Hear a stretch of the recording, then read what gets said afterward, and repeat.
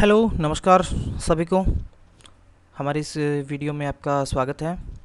और आज हम बात करने वाले हैं कक्षा 8 की संस्कृत के पाठ 1 भाग 2 की। कल हमने 3-4 श्लोकों की व्याख्या करी थी और आज बाकी के जो श्लोक हैं उनकी व्याख्या हम करेंगे। चलिए शुरू करते हैं। पीत्वा रसम तु कटुकम मधुरम समानम माधुर्यम एव जन्मेन मधुमक्षिकासौ संतस्तथैव सम सज्जन दुर्जना नाम श्रुत्वा वचः मधुर सुक्तरसम सृजन्ति। पित्वा पित्वा पा धातु के साथ कत्वा प्रत्यय है। तो ऐसी बातें एक नंबर के क्वेश्चन पूछे जाते हैं एग्ज़ाम में।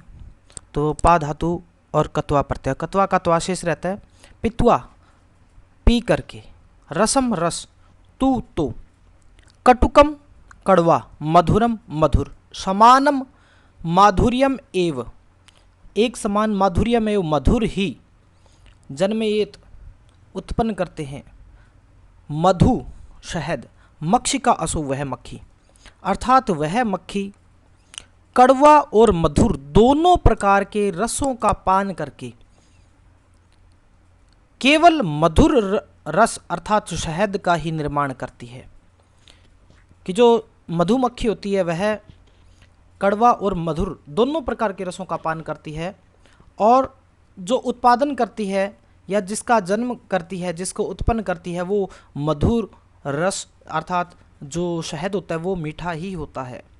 संतः तथैव, संत सज्जन, तथैव उसी प्रकार, सम सज्जन दुर्जना नाम, सज्जनों और दुर्जनों दोनों प्रकार के लोगों के समान, श्रुत्वा वचः, श्रुत्वा सुन करके, श्रु धातु में कत्वा प्रत्यय है, श्रुत्वा सुन करके, वचः वाणी, कि जो सज्जन लोग होते हैं वो सज्जन और दुर्जन दोनों प्रकार के लोगों की वाणी सुन करके मधुर सुक्त रसम सृजंती, केवल मधुर बातें ही वो सृजन करते हैं। अर्थात जिस प्रकार से मक्खी कड़वे और मीठे दोनों प्रकार के रस का पान करके केवल मधुर रस अर्थात शहद का निर्माण करती है, वैसे ही सज्जन लोग दुष्ट, दुर्जन और सज्जन दोनों प्रकार के लोगों की बातें सुन करके केवल मधुर बातों का ही निर्माण करते हैं, अच्छी बातों को ही कहते हैं। विहाय पौरुषम यो ही दैवम एव अवलंब्यते प्रसाद सिंहवत तस्य मूर्धनि तिष्ठन्ति वायसाः। वायसा होते कौवे, वायस कौवे को कहा गया, वायसाः बहुवचन है इसलिए कौवे। विहाय छोड़ करके, विहाय छोड़ करके, पौरुषम, पौरुष होता है मेहनत करना, पुरुषार्थ। तो जो पुरुषार्थ को छोड़ करके यह जो ही निश्चय ही, देवम एव अवलंबित, देव होता है भाग्य, अवलंबित सहारा लेते हैं। कि जो पुरुष पुरुषार्थ को, मेहनत को छोड़ करके केवल भाग्य का सहारा लेते हैं उनकी हालत कैसे होती है।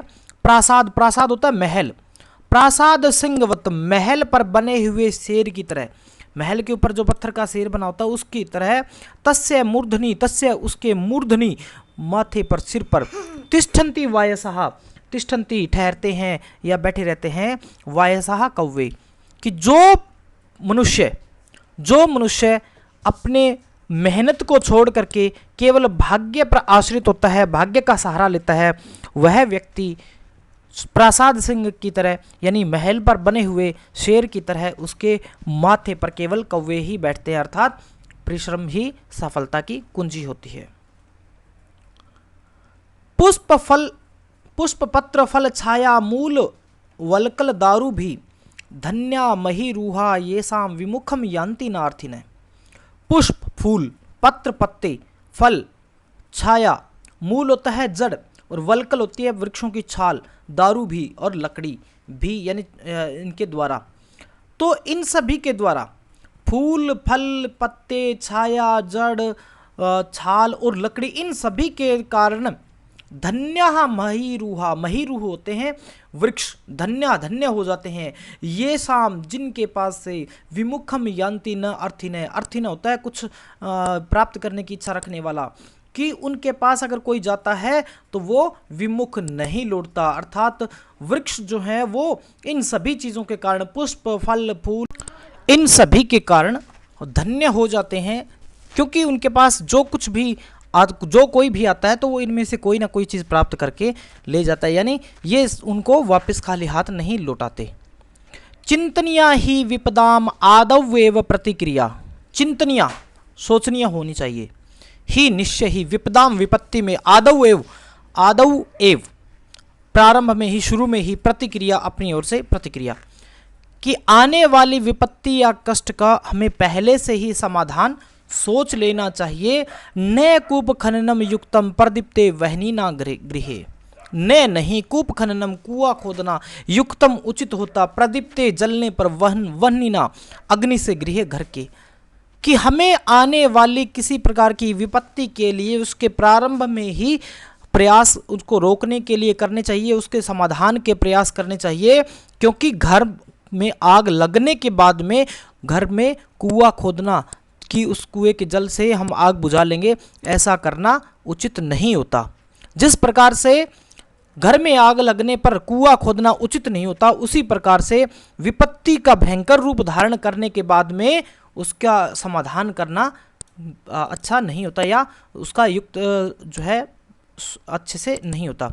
जिस प्रकार से आज के समय में कोरोना बीमारी जो इतनी विशाल रूप में अपना विशाल रूप ले चुकी है, इसके अगर हमने शुरू से ही प्रयास कर लिए तो अभी हम इसके ऊपर नियंत्रण पा चुके हैं, लेकिन अगर इसका ही हम जो है इसको और आने का इंतज़ार करते और जो है लॉकडाउन वगैरह नहीं होता तो फिर ये भयंकर रूप ले सकती थी। तो ये श्लोक जो है वो आज की परिस्थितियों में बहुत सटीक बैठता है।